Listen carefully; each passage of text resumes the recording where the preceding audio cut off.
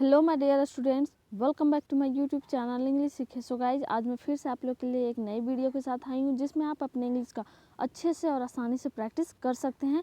मैं इसमें ग्रामर्स भी बताऊंगी जो आपको समझने में, सेंटेंस को समझने में, उनका मीनिंग समझने में काफ़ी हेल्पफुल होगा।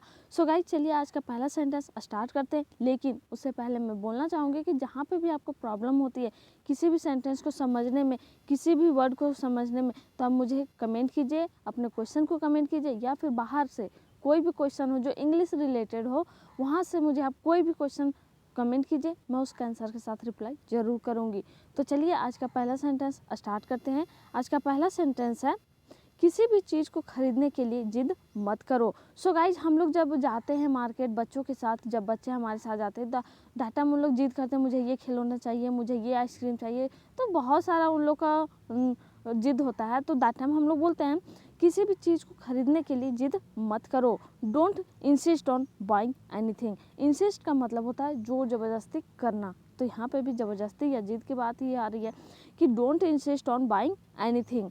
किसी भी चीज़ को खरीदने के लिए जिद मत करो। यहाँ पे सिंपल टेंस का यूज़ किया गया है। यहाँ पे डोंट का यूज़ देख रहे हैं तो आपको पता ही होगा कि डोंट हम लोग सिंपल इंडेफिनिट टेंस में यूज करते हैं, यानी कि प्रेजेंट इंडेफिनिट टेंस में, जहाँ पे हेल्पिंग वर्ब के तौर पे हम लोग डू या डज का यूज़ करते हैं अकॉर्डिंग टू सब्जेक्ट। और हमेशा जब हम लोग सिंगुलर की बात करते हैं तो V5 का यूज करते हैं, और प्लूरल की बात करते हैं तो वहाँ पे हम लोग V1 का यूज करते हैं। तो यहाँ पे बोला जा रहा है don't insist on buying anything.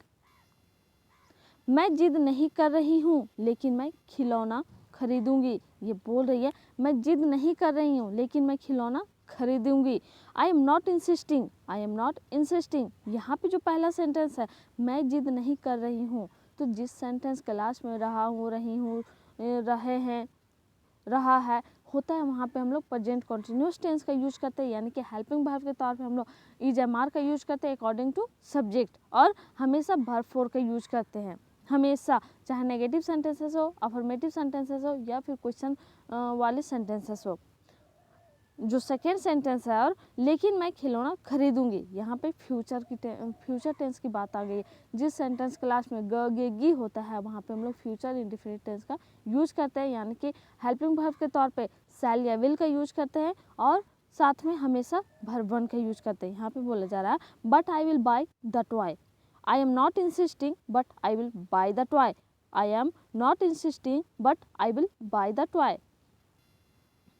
मेरी प्यारी बेटी, मेरे पास पैसे खत्म हो गए हैं, जैसे हम लोग बोलते हैं ना, तो वैसे ये भी बोल रहा है समझाते हुए, मेरी प्यारी बेटी, मेरे पास पैसे खत्म हो गए हैं।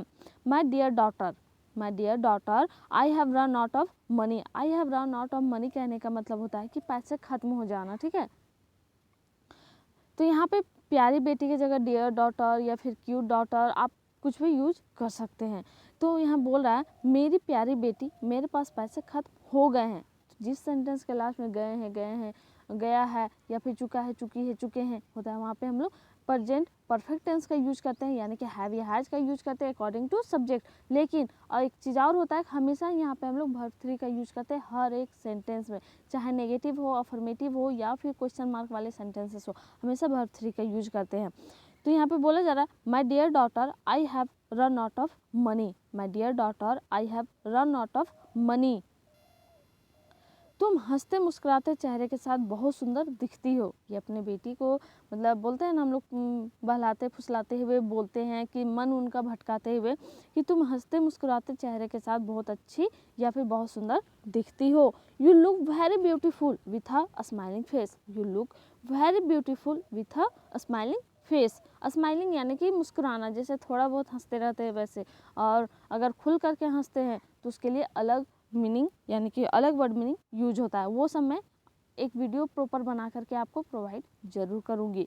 तो यहाँ पे बोला जा रहा है you look very beautiful with a smiling face. कल मैं तुम्हारे लिए अच्छे अच्छे खिलौने खरीद कर बाजार से ला दूंगा। ये समझाते हुए बता रहा है, बोल रहा है tomorrow I will buy good toys for you and bring them from the market. कल मैं तुम्हारे लिए अच्छे अच्छे खिलौने खरीद कर बाजार से ला दूंगा। यहाँ पे फिर से फ्यूचर इंडेफिनिट टेंस का यूज किया गया है। तो tomorrow I will buy good toys for you and bring them from the market. अब ये टुमारो आप लास्ट में भी लगा सकते हैं या लास्ट शुरू में भी, जैसे यहाँ पे शुरू में यूज किया गया, लेकिन अगर हम लास्ट में लगाना चाहें तो कैसे करेंगे, I will buy good toys for you and bring them from the market tomorrow. Tomorrow I will buy good toys for you and bring them from the market. So guys, जब भी मौका मिलता है तो आप इन सेंटेंसेस को use कीजिए, और मैं हमेशा से ट्राई करती हूँ कि ये जो सेंटेंसेस मैं लाती हूँ आप डेली यूज़ पे बेस्ड हो, ताकि हम अच्छे से समझ सकें और अच्छे से यूज कर सकें।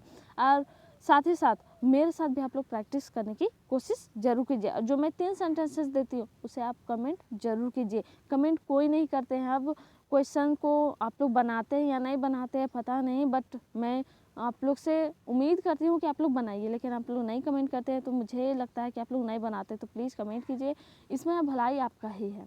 आप जल्दी सीखिएगा, आपका हर एक चीज़ सुधरेगा, ग्रामर सुधरेगा, बोलने का तरीका सुधरेगा, बनाने का जो मिस्टेक्स होगा वो कम होगा। तो इसमें फ़ायदा टोटल मिला के आपको ही है ज़्यादा से ज़्यादा। तो आप लोग प्लीज़ वो काम कीजिए।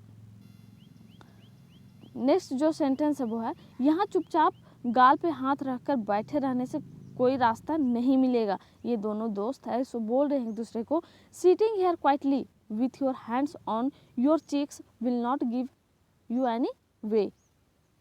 यहाँ चुपचाप गाल पे हाथ रखकर बैठे रहने से कोई रास्ता नहीं मिलेगा। सिटिंग हेयर क्वाइटली, क्वाइटली का मतलब होता है चुपचाप एकदम शांत से। Sitting here quietly with your hands on your cheeks will not give you any way, यानी कि यहाँ चुपचाप बैठे रहने से जैसे कि कोई रास्ता नहीं मिलता है तो हम लोग गाल पे हाथ रख के सोचते रहते हैं, दैट टाइम ये सेंटेंस हम लोग आसानी से यूज कर सकते हैं। Sitting here quietly with your hands on your cheeks will not give you any way. क्या तुम भी वही सोच रहे हो जो मैं सोच रहा हूँ। सो गाइज, हम लोग जब फ्रेंड सर्कल में होते हैं तो मैक्सिमम टाइम ऐसा होता है कि हम लोग कुछ बात ऐसा सोचते हैं और मन मन में मुस्कुराने लगते हैं, तो हम लोग बोलते हैं ना, क्या तुम भी वही सोच रहे हो जो मैं सोच रहा हूँ। Are you also thinking what I am thinking. Are you also thinking what I am thinking, यहाँ पे प्रेजेंट कंटिन्यूअस टेंस का यूज किया गया है। सो यहाँ पे बोला जा रहा है, are you also thinking what I am thinking.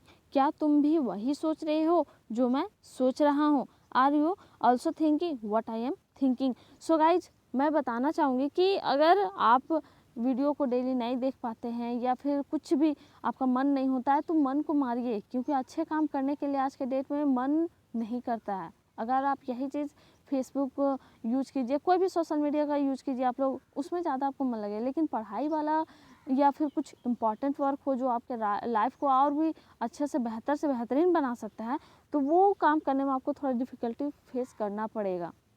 ठीक है, तो वो चीज़ आप हटाइए, अवॉइड कीजिए उसको। और किसी भी चीज़ को यानी कि किसी भी हैबिट को अपनाने के लिए 21 डेज यानी बस 21 दिन वो काम आप लोग रेगुलर कीजिए, वो अपने आप एक आदत बन जाएगी।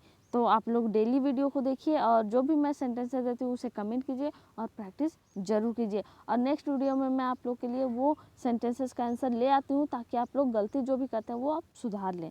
तो आई होप कि आज से आप लोग ज़रूर शुरू कीजिएगा। मेरे दिमाग में एक ज़बरदस्त विचार आया है जिससे हमारी समस्या ख़त्म हो जाएगी। जैसे कि हम लोग बोलते हैं ना, हमारे दिमाग में एक बहुत मस्त आइडिया आया है, बहुत अच्छा आइडिया आया, तो हम लोग बोलते हैं मेरे दिमाग में एक ज़बरदस्त विचार आया है जिससे हमारी समस्या ख़त्म हो जाएगी। ट्रेमेंडस करने का मतलब होता है बहुत ज़बरदस्त, यानी कि खतरनाक टाइप से, एक बहुत अच्छा धांसू आइडिया बोलते हैं उसे। Thought has come to my mind which will end our problems. A tremendous thought has come to my mind which will end our problem। तो पहला जो सेंटेंस है, मेरे दिमाग में एक ज़बरदस्त आइडिया आया है, वहाँ पे हम लोग यूज किए हैं प्रेजेंट परफेक्ट टेंस का। लेकिन जो लास्ट जो सेंटेंस है सेकेंड, जिससे हमारी समस्या खत्म हो जाएगी, इसमें हम लोग फ्यूचर इंडेफिनिट टेंस का यूज किया गया है। जैसे यहाँ पे बोला जा रहा है, a tremendous thought has come to my mind which will end our problem.